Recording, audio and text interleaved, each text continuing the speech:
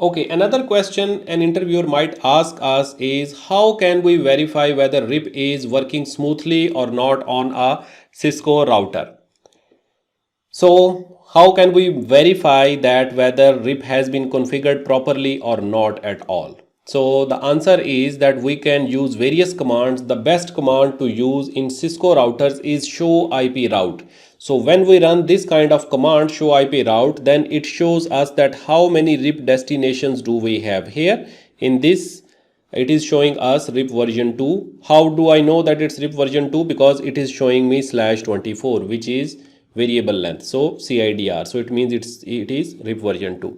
So here it means RIP has been configured properly and I am receiving this route with /24 subnet mask with 120 admin distance through this interface 12.12.12.2, or we can say through this local interface, and this is the age.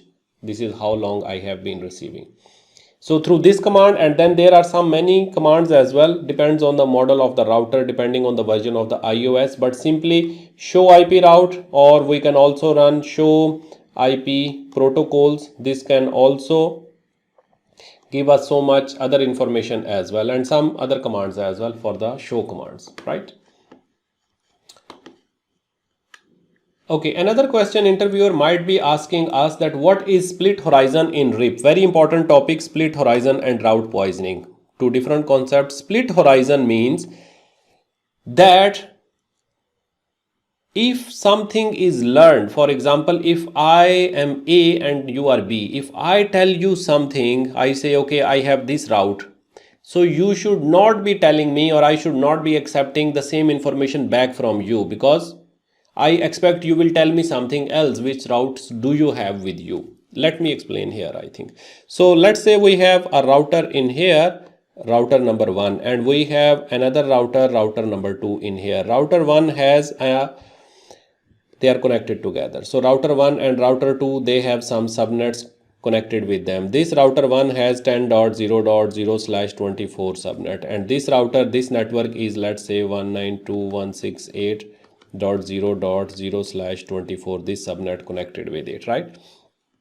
So if router 1 will send an update to router number 2, so which means that this is receiving this on port number let's say port number 1, router 2 is receiving. Now if router 2 sends back the same information that okay, I have a neighbor who is having 10.0.0, so I will not accept this kind of information, because I will say, I just told you, why you are telling me back? Because if we allow each other, so I will tell you this route, you will tell me back, I will tell you again, you will tell me back. So then this will be a routing loop. To avoid this kind of behavior, we need to tell new information to each other.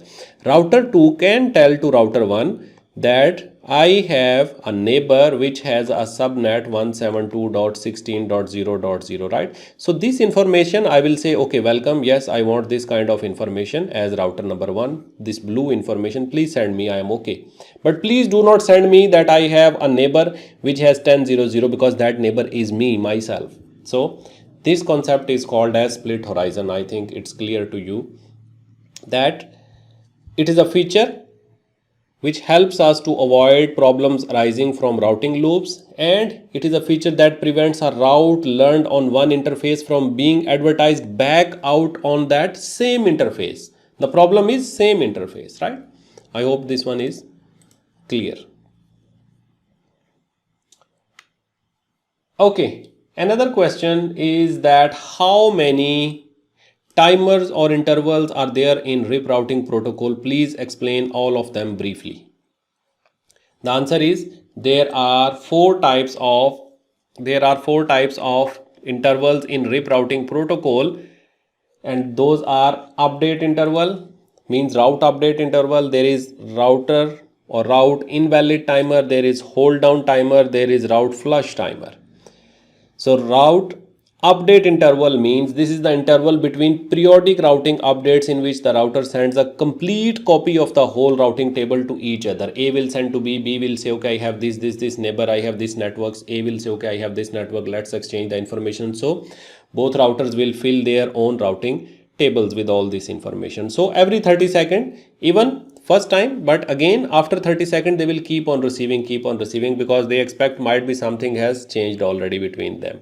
Then invalid timer. After 180 seconds, what happens? So it is a timer, or it is a time interval before a router determines that the route has become invalid. Before this, even if we don't receive a route again, we do not accept, we do not consider that it has become invalid. But after 180 seconds, if no update again, means somebody sent us today this route at 0 second, but then 30 second, again 30 second it sends the update, but this route is not coming. Another 30 second, 10:00 is not coming, another is not coming. So after 180 seconds, we will determine that okay, it has become invalid. A route will become invalid if it hasn't heard any updates about particular route for that period, right? Then what is hold down timer? There is a very hairline difference between these two. Hold down timer means it is the amount of time during which routing information is suppressed. The router will enter into the hold down state when an update packet is received that indicated the route is unreachable, right? So it happens after that.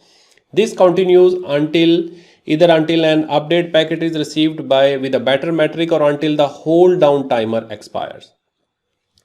So these three timers, very important. Then the last one is route flush timer for 240 seconds, right? Means 4 minutes. What is this? This is the time between a route becoming invalid and its removal from the routing table. So even after we mark a route as invalid, we still immediately do not remove it because we might need it again for some calculation. So we will wait for 4 minutes for 240 seconds, 60, 60, 60, 60. Before it's removed from the table, the router notifies its neighbors of that invalid route. Router will say, guys, I am going to remove this route from my routing table. Somebody sent me previously, but now I cannot hold more. I am going to remove it. And the value of the route invalid timer must be less than the route flush timer. So very clear, of course, it should be less than that.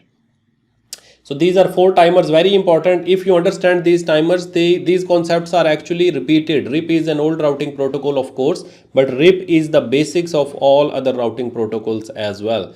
We kept on improving, took some concepts from here. Even EIGRP is a modern, the new version. Still, it holds some concepts from here. So very important to understand these intervals. Then it becomes very easy for us to understand the new routing protocols in future as well.